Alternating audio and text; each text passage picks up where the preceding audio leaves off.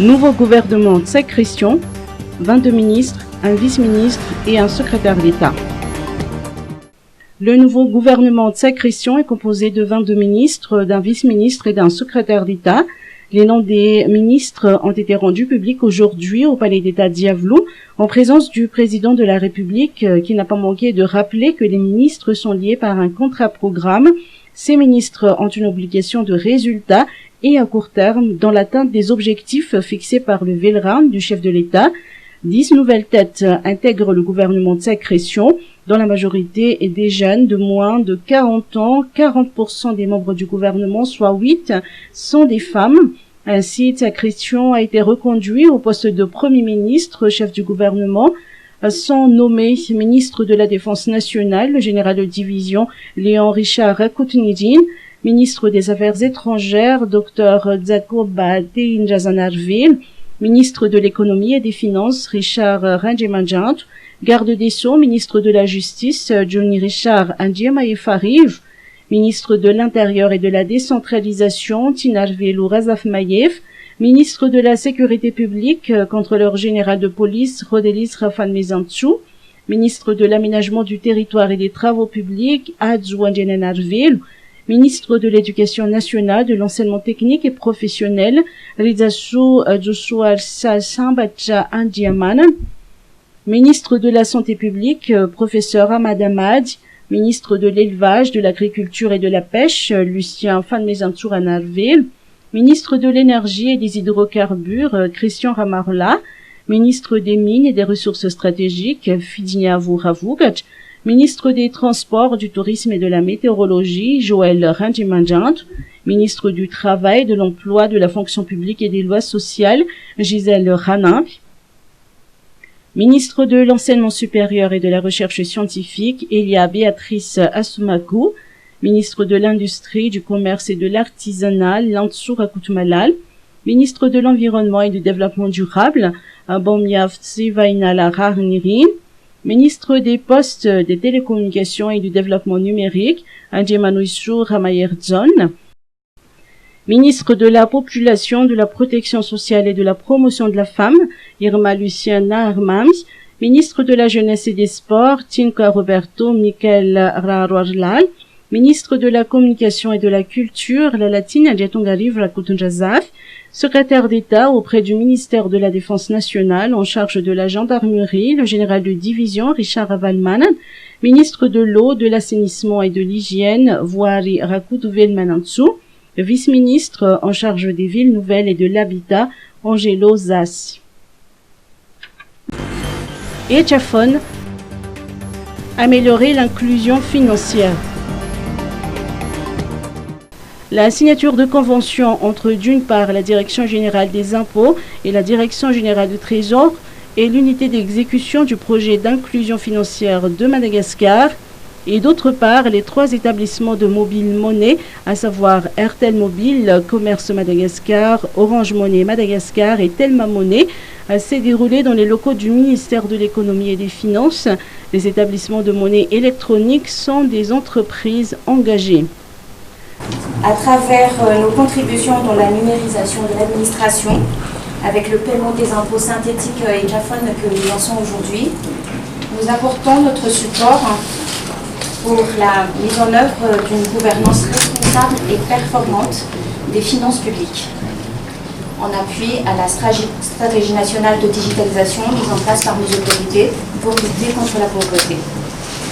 Ce service est un pas de plus pour améliorer et faciliter la vie de tous les Malagasy et le paiement des impôts via mobile monnaie constitue un gage de facilité et de fiabilité pour les contribuables grâce à son mode opérateur simple, rapide et sécurisé. Ces conventions entrent dans le cadre de l'amélioration du service rendu aux usagers prôné par le gouvernement via le ministère de l'économie et des finances à travers la dématérialisation. Le service dénommé eTchefon offre la possibilité de déclarer et de payer l'impôt synthétique par mobile monnaie. Les impacts de ce service sont positifs pour améliorer la transparence et l'inclusion financière. Gratuit pour les contribuables, le service est pris en charge par le projet d'inclusion financière de Madagascar, le PIFM, rattaché à la Direction générale du Trésor, est un projet pour la promotion de l'inclusion financière à Madagascar et financé par la Banque mondiale. ECHAFON sera prochainement disponible auprès des centres fiscaux dans le Grand Anna. Son déploiement dans les autres régions de Madagascar est déjà revu, ainsi que le développement d'une application mobile ECHAFON sur Android. Marvoy, 80% de la population sinistrée. La Première Dame poursuit ses visites dans les districts durement touchés par les pluies torrentielles de la semaine dernière. Après Maptioun, elle s'est rendue au chevet des sinistrés accueillis dans des sites d'hébergement de Marvoy et de Maadzamb. Biali Raduel n'était accompagné par les représentants résidents de l'UNICEF, Michel Saint-Lô, et de l'OMS, Charlotte Fatih-Diaye, et la présidente nationale de la Croix-Rouge, Malagasy. Notant que le district de Marvoy a payé un lourd tribut suite aux intempéries de la semaine dernière. 80% de sa population sont sinistrés et 20 000 hectares de rizières inondés. 20 sites d'hébergement sont installés à Marvoy. Ils sont tous équipés de services médicaux avec des soins et consultations gratuites. Les médicaments sont offerts gratuitement par le ministère de la Santé publique et l'OMS. 1900 paniers garnis ont été distribués aux 20 sites. Chacun de ces paniers compte 20 kg de riz, 10 kg de légumineuses, 1 kg de sucre, 1 litre d'huile, savon, une couverture et des vêtements. La visite de la délégation est une marque de solidarité, une des valeurs fondamentales de la culture malagasy, a noté la Première Dame. Assurance Art, don de vivres aux sinistrés. Suite aux dégâts causés par les fortes pluies de la semaine dernière et qui ont fait beaucoup de victimes et de sinistrés, l'assurance Art a apporté sa contribution pour leur venir en aide. Une délégation de cette entreprise, présidée par son directeur général, a remis aujourd'hui des dons de vivres aux sinistrés. Il s'agit de 134 sacs de riz, sacs de 30 kg, 10 sacs de sucre, 12 cartons de savon, 5 cartons d'huile et 8 cartons de bougies. La remise de ces dons s'est déroulée ce matin dans les locaux du BNGRC en présence du directeur général du BNGRC, le général Elak Olivier Andiakadze. Le directeur général de l'assurance Art, Rakudza Fersou, a souligné que l'appui et l'aide de l'assurance Art à l'endroit des sinistrés ne vont pas se limiter aux dons de vivres. Une autre action est remise de dons axée sur des matériaux de construction sans prévu. Concernant la distribution de ces dons, l'assurance Art accorde entièrement sa confiance à la transparence des actions menées par le BNGRC. Le directeur général du BNGRC nous a rassuré sur la transparence et la bonne gestion de ces dons. Une liste des donneurs de dons et des bénéficiaires sera communiquée par le BNGRC chaque samedi, a souligné le directeur général de l'assurance Art. Marché des légumes, hausse des prix. Les prix des légumes, notamment des pommes de terre, ont connu une hausse de 200 arrières et 300 arrières le kilo. Selon les commerçants d'Andjavouang, cette situation est due à la coupure des routes suite aux pluies incessantes de ces 2 dernières semaines. Les transporteurs desservant les routes nationales nous disent que les routes sont très détériorées. Ainsi, les frais de transport augmentent.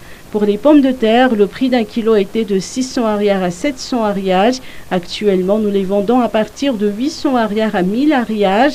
Nos légumes viennent d'Antirabé et de Farati et les routes allant vers ces lieux sont très endommagées, a précisé Gina, marchand de légumes d'Andjavouang.